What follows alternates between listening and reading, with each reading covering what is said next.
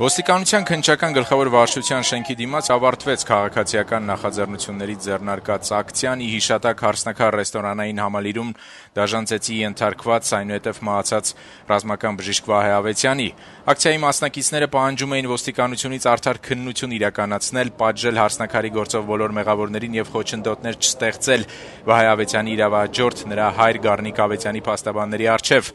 նրանց տրամադրելով քրեական գործի նյութերը։ Այսօր կդառնան 33 տարեկան, մենք ուզում ենք նաև հիշել նրան, նրա հիշատակը հարգել եւ այսքան մարդ համախմբվել է արդարադատության շուրջ, որպեսզի այս գործը չկոծկվի, իսկ մենք այսօր ունենք փաստեր եւ տվյալներ, որ նախաքննության մարմինը փութաջանորեն, ինչպես եւ արել է նախորդ գործերի հետ կապված, մասնավորապես մարտի 1-ի գործի, կոծկում են այս գործը նույն ձեռագրով եւ փաստաբաններին չեն տրամադրում պատշաճ փաստաթղթեր, որոնք նրանք իրավունք ունեն ծանոթանալու։ Քանի որ հանցագործությունը կապված է մարդու հետ, որը հանրապետական կուսակցության խմբակցության անդամ է, նաև ազգային ժողովի դեռևս դեպուտատ, հա, падգամավոր, չնայած հայտնել է իր падգամավորական մանդատը վայր դնելու, եւ ունի ակնհայտ հովանավորություն քաղաքական իշխանության կողմից, չեն կարծում, եւ մտահոգությունը դրա հետ է կապված, որ այդ արտադատարանական կամ արտաիրավաբանական գործոնները չեն ազդեցություն չունեն այս գործի վրա։ Ակցիան ընթացքի մեջ էր, երբ քննչական գլխավոր վարչության շենքից դուրս եկավ քննիչ Ռոման Սարդարյանը, ով հարսնաքարի գործով քննչական խմբի քննիչներից է, եւ փոխանցեց, թե գլխավոր վարչության պետը պատրաստ է ընդունել ակցիայի մասնակիցներից 4-5 հոգու եւ լսել նրանց պահանջները։ Սակայն ակցիայի մասնակիցները շենք չմտան, փոխարեն առաջարկելով, որ ընդունեն Վահե Ավետյանի իրավահաջորդի փաստաբաններին։ Այդպես էլ եղավ։ Ակցիայի մեկնարկից քիչ անց եկան փաստաբաններ Տիգրան Եգորյանը եւ Լուսինե Հակոբյանը ու մուտք գործեցին վարչության շենք։ Մինչդեռ այսօր ավելի վաղ հայտնի դարձավ, որ ոստիկանությունը վերավորակավորել է հարսնաքարի գործով կալանավորված 6 հոգու մեղադրանքները, խստացնելով այն, եւ եթե նախկինում քրեական օրենսգրքի 1 հոդվածի հատկանիշներով էին մեղադրանքներ առաջադրված, ապա այժմ 3։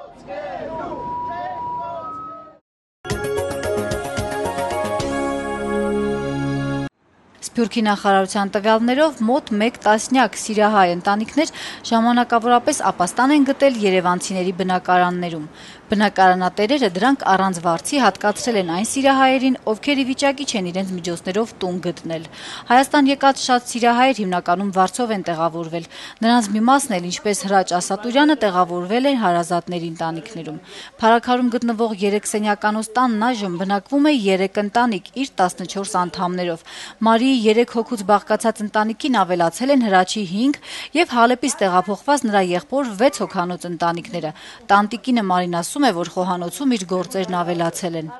6 հոգի ենք, 5 հոգի սրանք, մենք 3 հոգի։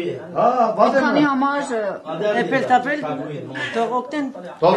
մենք կլային եղատենք։ Մի բանով օգնեն։ Դատվել տարիվերջ։ Հայաստանի վիճակին քիչ գիտեն։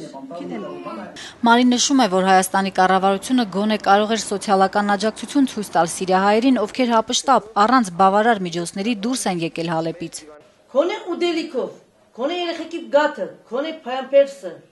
Հա, ես կպահեմ, մի գդոր հաց ոնց ալակ կուտենք, բայց ձախսը իրենց շատ են, իրենք մենք աղքատյան սովոր ենք, իրենք աղքատյան սովոր չեն, իրենք ամեն ինչ լիուբոլ են ապրում։ Հալեպահայերը դժվարությամբ են հարմարվում հայաստանյան շուկայի գներին, նրանք համեմատում են առաջին անհրաժեշտության ապրանքների գները։ $1 7 կիլո պեսոլը։ Հացը։ Ամեն ինչ արձանը մեր կողը։ Բամիդորին կիլոն 10 դրամ է։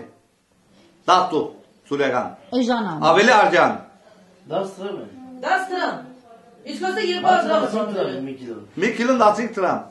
1 կիլո հացը։ Այո, բենզինը մի կանցը $15 է։ $15 չկա, $14։ 20 լիտրը։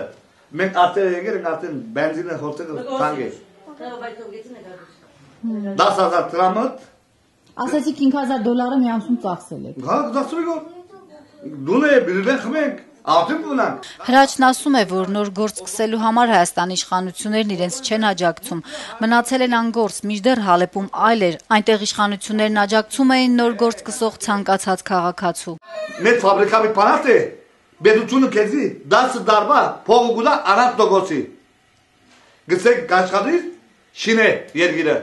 Հալեպում հրաչը 2 մեծ տուն է թողել։ Նրա կինը Դալարն ասում է, որ անհամբերությամբ են սպասում Սիրիայում խաղաղություն հաստատվելուն, որ հետ վերադառնան։ Հալեպը լավ թողել է, Հալեպ կերտամ ես։ Իրենցան կորդել գարդի տրեմ։ Օտոս սախեմ, դումը ձախեմ, պամանեմ, շուգային ծամները ծավակեմ։ Լավ դուներ ունեմ։ Մեկ հատը գծախեմ, գուկամ արտեղեն արտական դուն գարդեմ։ Կիրեմ, որ իմ դունս է։ Կուկովը չեմ եկած, բուսինքով չեմ եկած, չեմ ուտեր է։ Ես մի կամ, կիրեմ, որ ասի իմ դունս է, ամեն որ ատունեն մույս դունը չերտամ։ Հրաչնուկինը ցույց են տալիս փոքր ու նեղ սենյակը, որտեղ տեղավորվել են 3 անչափահաս երեխաներով։ Ես եւ բզդիկներն եմ։ Ես ակեդին ենք բարին մոտ։ Գետինն եք քնում։ Հա։ Ուր բարին։ Ձեր տունը դե մեծ էր։ Դունս։ Ձեր սենյակը մեծ էր, հոն այո։ Մեկ հատ դուն ունիմ 100 մետրոյի տարածքը։ Մեկ հատ դուն ունիմ 150 մետրոյի տարածքը։ Սփյուռքի նախարարությունը հրաչին եւս տուն է առաջարկել Երևանի Սարի թաղամասում։ Նա հրաժարվել է տեղափոխվել վատ կենցաղային պայմանների պատճառով։ Հալեպում անշարժ գույքի առքովաճառքով զբաղվող հրաչը ցույց է տալիս սիրիական համարանիշերով իր մեքենան, որով մոտ 1500 կիլոմետր ճանապարհ կտրելով հասել է Հայաստան։ Սփյուռքի նախարար Հրանուշ Հակոբյանն այսօր կառավարության նիստից հետո լրագրողներին ասել է, թե կառավարությունն ամեն կերպ աջակցում է սիրիահայերին, փորձում է նպաստել հայաստանյան իրականությունում ծագած խնդիրները լուծելով, խորհրդատվություն հատկացնել։ Առաջիկայում էլ հայկական ընտանիքներում մի քանի շաբաթ բնակվելու նպատակով պատրաստվում են մինչև 400 երեխա բերել Հայաստան։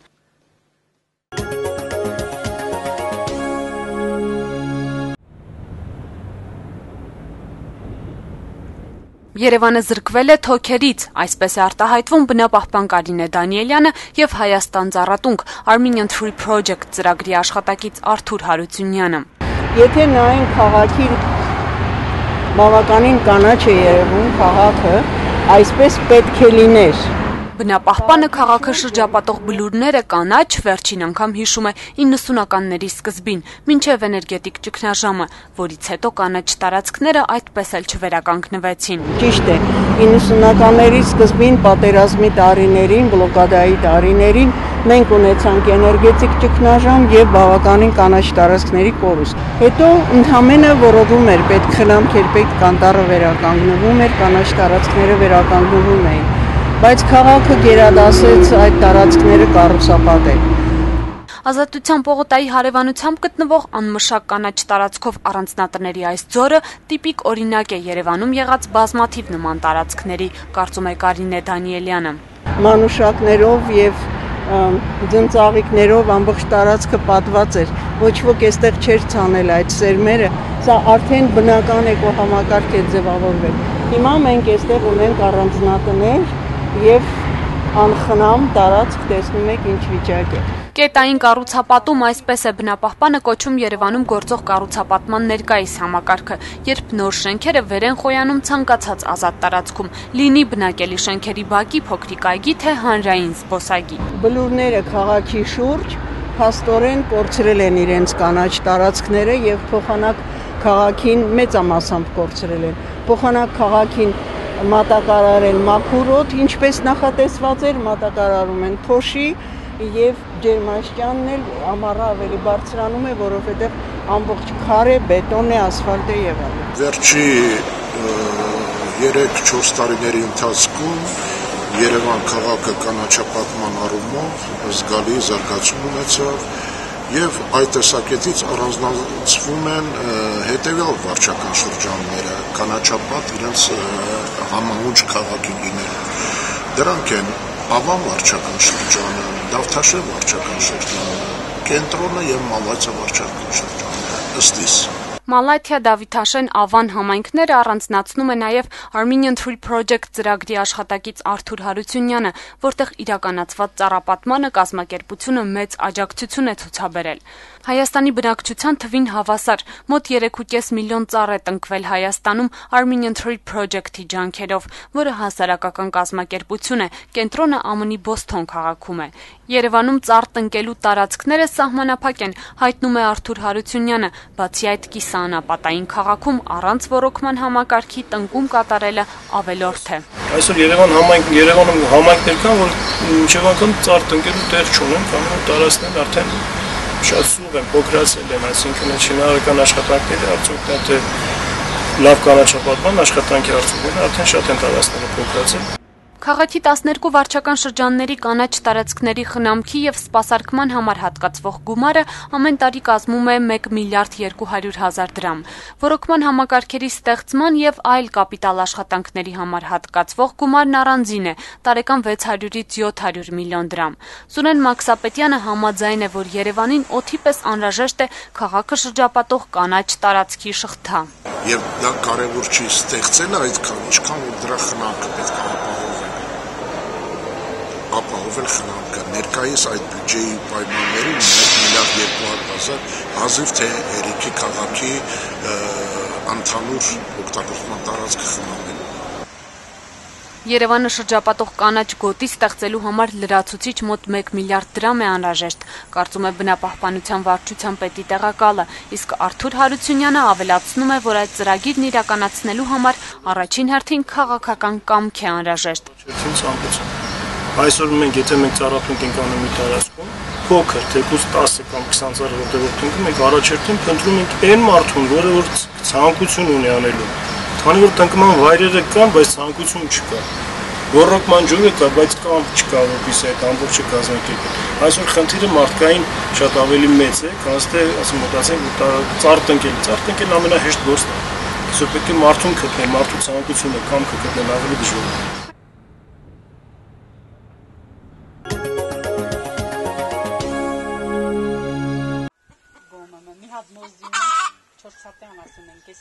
Եղանակային անբարենպաստ պայմանների պատճառով Լոռու մարզում նախորդ տարվա համեմատ մի քանի անգամ քիչ բերք է սպասվում։ Լուրջ խնդիր է նաև անասնակերի հարցը։ Այս տարի խոտ չկա, մինչդեռ մեկ կովը մի քանի ամիսների ընթացքում ուտում է մոտ 3 տոննա անասնակեր։ Առնվազն գիտած ոնց որ հաշվարկ են կատարում մի 3 տոն մի կովը ուտում։ Այդ 6 ամսվա սեզոնի բալիկան։ Այդտեղից հետո ստարել բոլորին չեղավ։ In հեկտարից որ մենք ստանում ենք 150-200 տուկ, այս տարի ստացել են 40-30 տուկ։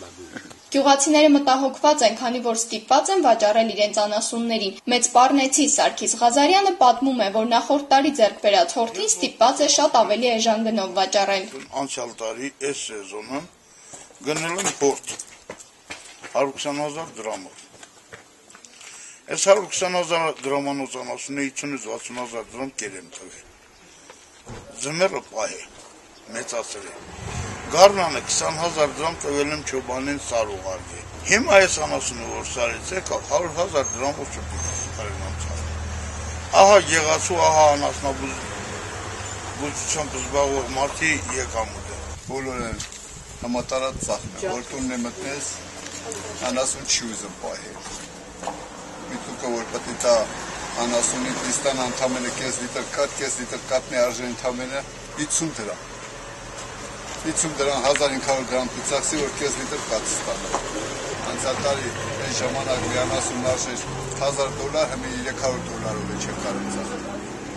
100 դրամով կաթ եմ ծախում, ես կոմերտիտա 3 լիտր կաթ, ասիկը 300 դրամ։ Քարապատիկ ուրեմն պահովին վլաս։ Հետո միշտ Անցյալ տարի հավաքել է 3 դաշտից 800 տուկ։ Ստարի հավաքել եմ 250 տուկ։ 800 տուկի դիմաց 250 տուկ։ Ունեմ 5 անասուն դեմ պահի։ Հիմա այս ծղոտ ենք հավաքի, այս աշնան ծղոտ բանելի, որ մի կերպ ծմռահան անենք, էլի էտա ուր։ Մեծ Պառնիի գյուղապետ Հրայր Եղուբյանը Ազատություն ռադիոկայանին տեղեկացրեց, որ 40-ից 50%-ով այս տարի գյուղում բերքը պակասել է։ Լոռու մարզպետարանի գյուղատնտեսության եւ բնապահպանության վարչության պետ Գրիգոր Հակոբյանը Ազատություն ռադիոկայանի հետ զրույցում նշեց, որ պատկերը նույնն է մարզի գրեթե բոլոր համայնքներում։ Իրենք ուսումնասիրել են իրավիճակը, սակայն գյուղացիներին օգնել չեն կարող։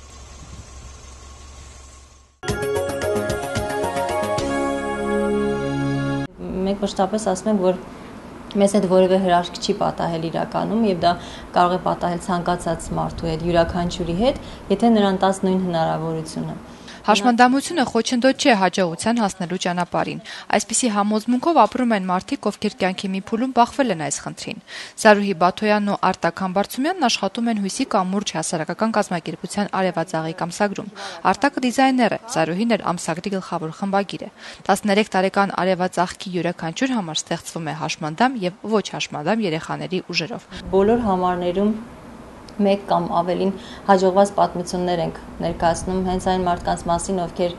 իրենց կյանքն են, իրենց տեղն են գտել հասարակության մեջ եւ օրինակ են ծառայում բազմաթիվ մարդկանց համար անկախ նրանց կարողություններից։ Զարուհին պատմում է, որ այսօր հաշմանդամ երիտասարդներից շատերը ապրում են ակտիվ կյանքով, չսահմանափակելով իրենց հնարավորությունները։ Միայն մեր խնդիրները չեն, որ մեզ ուզում են։ Մենք, չգիտեմ, Արտակներ կասի, շատ ակտիվ ենք օրինակ բնապահպանական խնդիրների ժամանակ, քաղաքացիական այլ ակտիվություններ ենք ցուցաբերում, այսինքն այն ամեն ինչ կապված է մարդու հետ եւ քաղաքացու, մենք փորձում ենք ակտիվ լինել։ Արտակն ու Զարուհին նշեցին նաև, որ հասարակությունը դեռևս այնքան էլ պատրաստ չէ ճիշտ վերաբերմունք դրսևորել հաշմանդամների նկատմամբ։ Ըստ նրանց դա իրազեկության, կրթության, փորձի պակասն է, ինչու՞ չէ նաև լրատվամիջոցների մատուցած տխուր նյութերի։ Մեզ պետք չի օգնել, մեզ պետք է պրոստը հասկանալ, մենք մնացածը կանենք ինքներս։ Իդեպ Արտակն ու Զարուհին այսօր միտք ունեն ստեղծել մեծ հրատարակչություն։ Դա իրականում երազանք է։ Դա իրականում երազանք է, բայց երազանքը երբևէ իրականանում է։ Հա, Մեր պատմության մյուս հաջողակ հերոսի Ալբերտ Աբգարյանի երազանքներն էլ կրթության, նպատակասլացության ու ամուր կամքի շնորհիվ իրականանում են։ Նա տեսողության խնդիր ունի, կույր է։ Սակայն սա խոչընդոտ չդարձավ կարիերայի ստեղծման համար։ 2004 թվականից աշխատել է Հայաստանի Հանրապետության ազգային ժողովում, տարբեր պաշտոններում, իսկ 2009 թվականից որպես իրավաբան աշխատում է Հայաստանի Հանրապետության նախագահի աշխատակազմում, վերահսկողական ծառայությունում։ Մշտապես առաջնորդվել եմ այն սկզբունքով, որ երբևէ չպետք է մարդը նկատի, որ ես ունեմ տեսողության խնդիր։ Ինչպես ցանկացած այլ աշխատող, շփվում եմ մյուս աշխատակազմի մյուս աշխատողների հետ, պետական համակարգի ողջ բուրգի հետ եւ ոչ միայն, նաեւ իմ աշխատանքը այնպեսին է, որ սերտորեն առնչվում է քաղաքացիներին։ Կուրության խնդիրն առաջացել է 3 տարեկան հասակում, սակայն ինչպես պատմեց Ալբերտը, ծնողների, ընկերների, իսկ հիմա նաև կնոջ մոտեցումն այնպիսին է, որ կուրության խնդիրն նրան հասարակությունից չի առանձնացրել։ Դաստիարակվել եմ այն գաղափարախոսությամբ, որ ես որևէ կերպ չեմ տարբերվում իմ քույր քրոջից եւ եղբորից։ Կյանքը կազմակերպելու առումով։ Հաջողության հասնելու համար ստեղծվել են բոլոր նախադրյալները, ասում է բազմակողմանի կրթված այս տղան։ Իդեպ Ալբերտը շատ է սիրում մեքենա վարել ու վարում է, իհարկե ոչ բանուկ փողոցում։ Սովորական մեքենա, ուղղակի կողքից մարդ կա, որը հուշում է աջ ու ձախ, կողմերը, որպեսզի վթարի չենթարկվեմ։ Խոսելով անգամ հաջողակ հաշմանդամների մասին, հեռու ենք այն կարծիքից, որ այսօր քաղաքը հարմար է հաշմանդամության խնդիր ունեցող մարդկանց համար, որ պետությունը ստեղծում է հավասար պայմաններ։ Հասարակությունն էլ այսօր պատրաստ չէ ճիշտ մոտեցում ցուցաբերել այս խնդիրն ունեցող մարդկանց։ Այս կամ այն գործարարը տեսավ եւ սոցիալապես օգնեց այդ մարդուն։ Ես կարծում եմ, սա ամենավատ մոտեցումն է։ Ես կարծում եմ հաշմանդամին ոչ թե պետք է ձուկ տալ, այլ պետք է ձուկ բռնել սովորեցնել։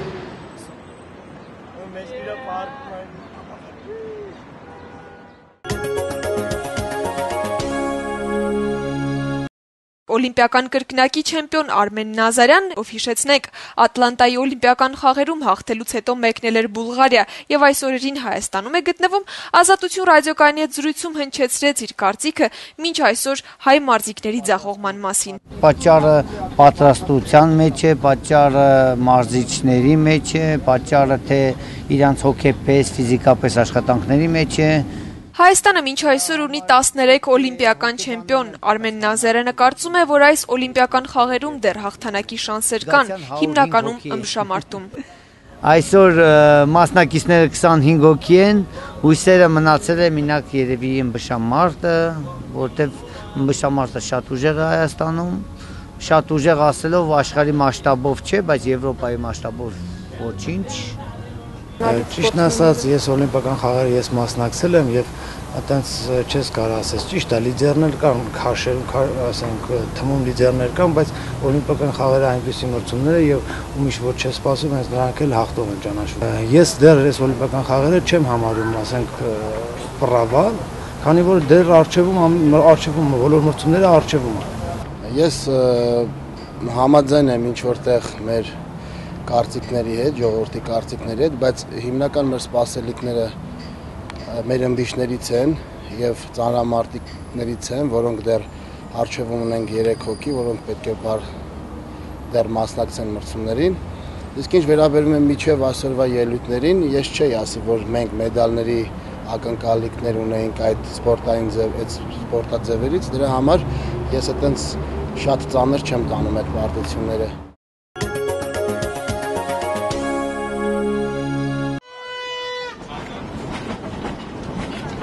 Մանկական երկաթուղին շարունակում է պետք է գեղեցիկ հագնվել, որ ուշադրության մեջ գրավել։ Այսօր մի խումբ երեխաներ ուղեկցում էին իրենց հասակակիցներին վերանորոգված մանկական երկաթուղու գնացքի վագոններում։ Երևանի մանկական երկաթուղին տեղակայված է Խաչատուր Աբովյանի անվան զբոսայգում Հրազդանի կիրճում։ Այսօր տեղի ունեցավ վերանորոգված մանկական երկաթուղու պաշտոնական բացումը, սակայն երկաթուղին կսկսի գործել օգոստոսի 5-ից երկաթուղայինների միջազգային օրվա առթիվ։ Երկաթուղին? Այո, շատ մեծ տեղ ունի իմ կյանքում։ 28 տարի աշխատում եմ երկաթուղայինում։ Ես սիրում եմ իմ աշխատանքը։ Ամսի 5-ին ասացիք ձեր տոնն է։ Այո, ամսի 5-ին երկաթուղայինների տոնն է։ Ամեն տարի նշում եք պարտադիր։ Ամեն տարի նշում են պարտադիր։ Շատ ժամանակ լինում է, որ գնացքում ենք տոնին, ընթացքի վաղտի, քանի որ գործի ենք լինում։ Արդեն վերանորոգվել են մանկական երկաթուղում շահագործվող շոգեքարշն ու ջերմաքարշը եւ 3 ամառային վագոններ։ Երկրորդ փուլով վերականգնվելու է երկաթուղու կայարանի շենքը։ Հարավկովկասյան երկաթուղի ՓԲ-ի գլխավոր տնօրեն Վիկտոր Ռեբեցը նշեց, որ այս մանկական երկաթուղին պատմական վայր է եւ այսօր այստեղ կարեւոր է մեր երեխաներին տեսնելը։ Главное, что мы сегодня здесь видим, это детей. Это место историческое. Նաև հավելեց, որ իրենք մյուս տարի նախատեսում են պատանի երկաթուղայինների դպրոց հիմնել։ Երևանում մանկական երկաթուղին բացվել է 1937 թվականի հունիսի 9-ին։ Երկաթուղում գործում է 2 կայարան՝ հայրենիք եւ պիոներական, 1 կառամատույց ուրախություն եւ 45 մետր երկարություն ունեցող 1 թունել։ Ուղեկցորդներից Էլենի ու Էրիկի հետ զրուցեցինք, ովքեր պատմեցին այսօրվա իրենց պարտականությունների մասին։ Չեմ թողելու կախվեն գնացքից, չեմ թողելու կանգնեն, տատեղ վերնային և այդքան։ Դե որ պետք է չթողեն կախվեն կամ չվեր կենան իրենց տեղերից։ Չեն կարելի կախվել և չկանգնել, կարող է գնացքը ռեսկի տորմուստան և երեխաները ընկնել։